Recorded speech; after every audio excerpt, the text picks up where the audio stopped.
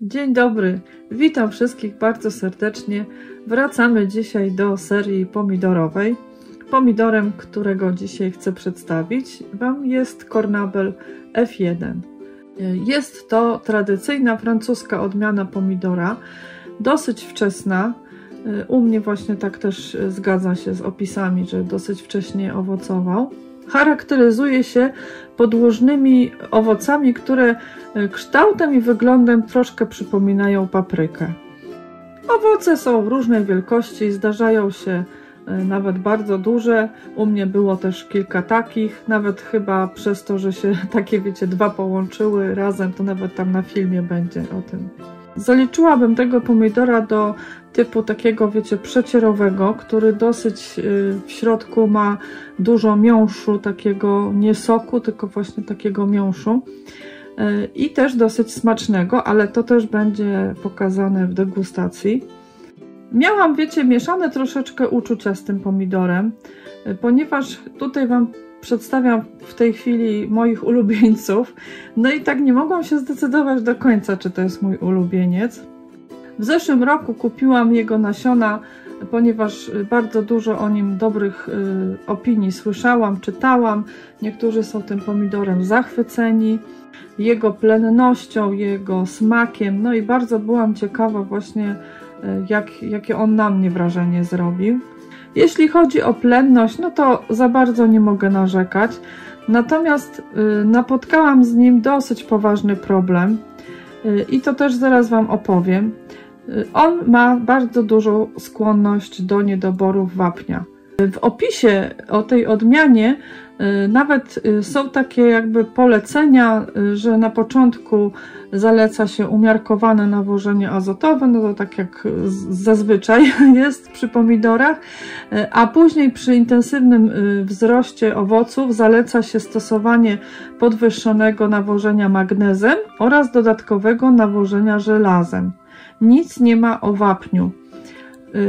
U mnie ten pomidor jako jedyny miał bardzo duży problem właśnie ze suchą zgnilizną wierzchołkową, a to jest właśnie objaw niedoboru wapnia. I nie podejrzewam niedoboru wapnia w glebie, ponieważ ja też właśnie tam różne zabiegi w szklarni porobiłam, żeby tego wapnia było pod dostatkiem. Bardziej tutaj upatruję właśnie problemu w tym, że była susza. W szklarni, jak widzieliście, bardzo dużo mam korzeni okolicznych drzew. No i te korzenie bardzo szybko wysuszały tą ziemię w szklarni. Na drugi dzień po podlaniu praktycznie już tam było sucho. Przyszły upały, a wapń jest akurat takim pierwiastkiem, który bardzo ciężko się w roślinie jakby transportuje po roślinie całej. No, a zwłaszcza właśnie kiedy są upały, kiedy jest sucha gleba. I myślę, że to było głównym powodem, że takie zjawisko u mnie nastąpiło.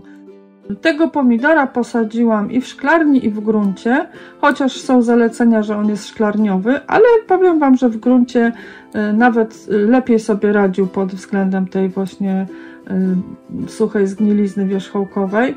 Może mniej troszeczkę obrodził, bo tam gorszą miałam glebę na zewnątrz pod chmurką, a w szklarni gleba była lepsza, ale właśnie nie miał tych końcówek takich, wiecie, brązowych. Zaraz zresztą wszystko Wam pokażę.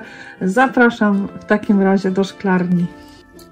Tutaj mam jeden z niewielu F1 Cornabel i pokładałam dużo nadziei z tym pomidorem, ale u mnie on po prostu jest rekordzistą, jeśli chodzi o suchą zgniliznę. Nawet tutaj jakieś są ślady. Krzak dobił już dachu na dwa pędy. No tam na górze ładnie zawiązuje. Ogólnie nie narzekam, bo ładnie zawiązał te grona. Ale naprawdę to jest chyba jeden z niewielu owoców, który nie ma suchej zgnilizny. Tutaj już jest do wyrzucenia. Po prostu u mnie w szklarni one szybko mają wysuszone to podłoże i ja widzę, że nie wiem, czy ja go mam na zewnątrz. To jeszcze sprawdzę. No ale o, widzicie. Tu jest szansa, że będą ładne. Ale te pierwsze owoce to, no tego muszę już usunąć, bo on taki jest miękki aż. Dobrze, to później już usunę. No, także nie wiem, czy się zdecyduję na przyszły rok, bo o wiele ładniej owocuje auria. Ale zobaczymy jeszcze.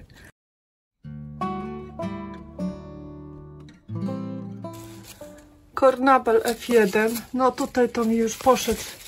Złamał się tutaj, widzę, muszę go podpiąć, bo on już poszedł do sufitu, do dachu. I tutaj, jak mówiłam, ma taką tendencję do tej suchej zgnilizny.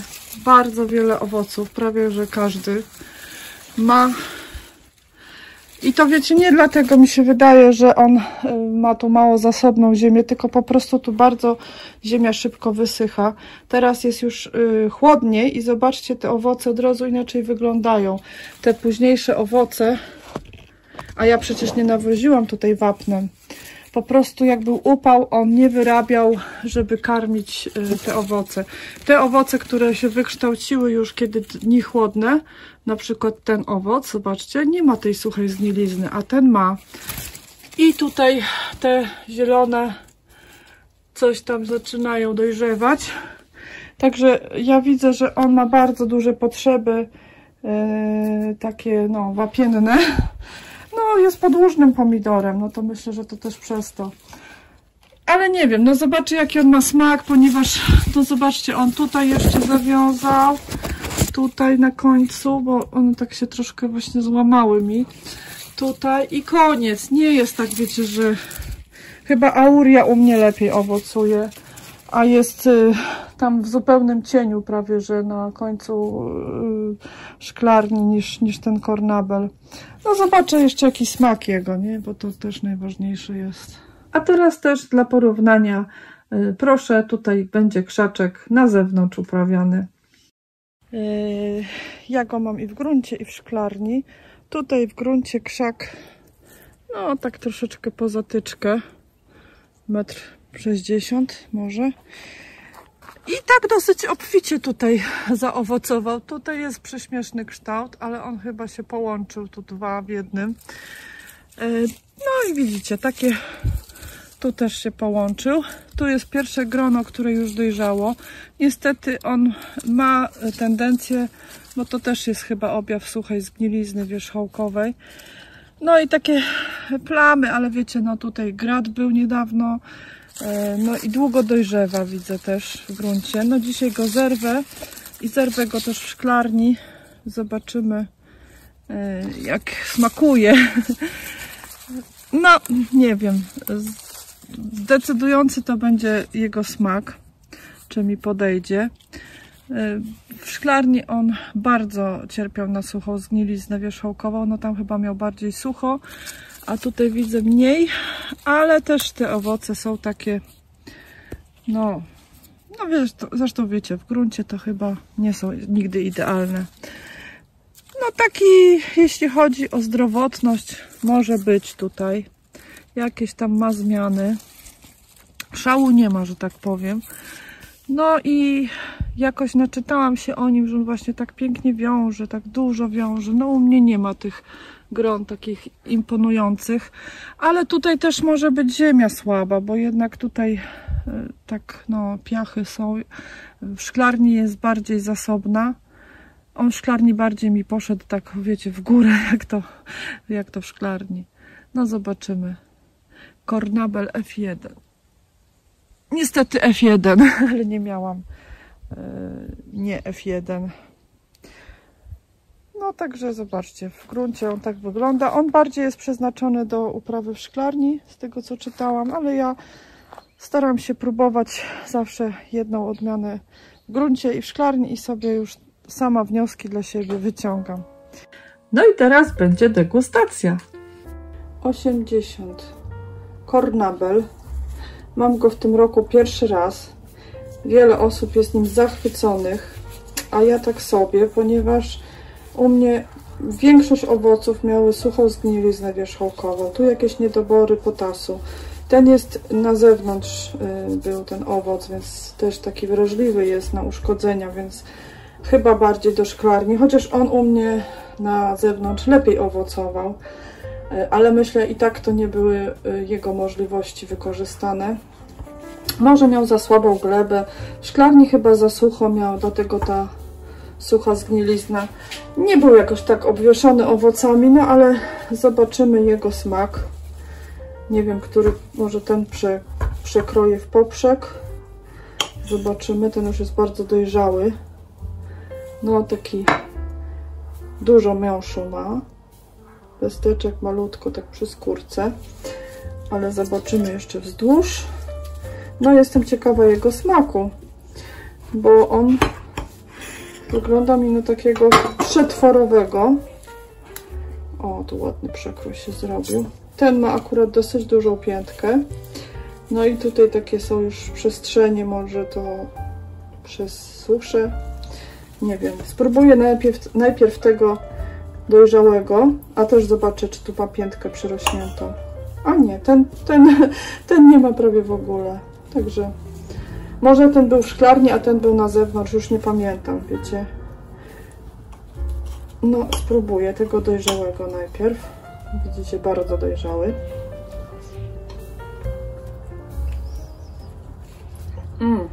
Bardzo. Moment. Bardzo dobry jest. No naprawdę jest taki słodziutki. Bardzo taki kremowy. No powiem wam, myślałam, że to taki będzie auria. A nie, w smaku jest bardzo jak jakiś taki malinowy, słodki pomidorek. Ten jest mniej dojrzały niż ten, a powiem wam, że w smaku wcale nie odbiega. Ten środek trochę mączysty jest, ale tak ogólnie jak się ugryzie całość, to wyrównują tutaj ta galaretka. Ale bardzo smaczny jest. Będzie się super nadawał do przetworów, myślę, bo nie jest wodnisty, chociaż ten dojrzały już trochę jest. No i na soczki, na jakieś... może nawet do suszenia by się nadawał, nie wiem, nie próbowałam, mam go pierwszy raz, ale się zastanawiam, czy go powtórzę, bo mam dużo odmian w smaku podobnych, a które mi osobiście bardziej się udają. No chyba, że jeszcze mu dam szansę właśnie w szklarni na przyszły rok, gdzieś w kąciku. No może go na jeden pęd poprowadzę, może to pomoże. Nie wiem. Ale jest bardzo smaczny, także polecam, jeśli chodzi o smak, a wiem, że niektórym osobom on się mega udaje, jest bardzo plenny i są nim zachwyceni. Także takie moje doświadczenia z nim. Ale bardzo smaczny, tak jak mówię. Jeśli chodzi o smak, to polecam, mega. Jak mogliście zobaczyć i usłyszeć, no to smak tego pomidora wynagrodził mi wszelkie jakieś trudy jego uprawy, czy ewentualne niezadowolenia. No ale właśnie tak do końca nigdy nie wiemy, czy nam się ten pomidor spodoba, czy nie, dopóki go nie spróbujemy. Czasami, wiecie, wygląd pomidora może być przepiękny, prześliczny, może nam się bardzo podobać, no a w smaku później klapa.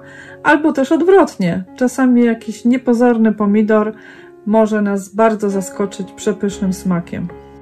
No i w tym przypadku właśnie to smak zadecydował, że go wam bardzo tutaj polecam. Muszę jeszcze pomyśleć właśnie nad jego uprawą, żeby zapobiegać tej suchej zgniliźnie wierzchołkowej. Trudne słowo.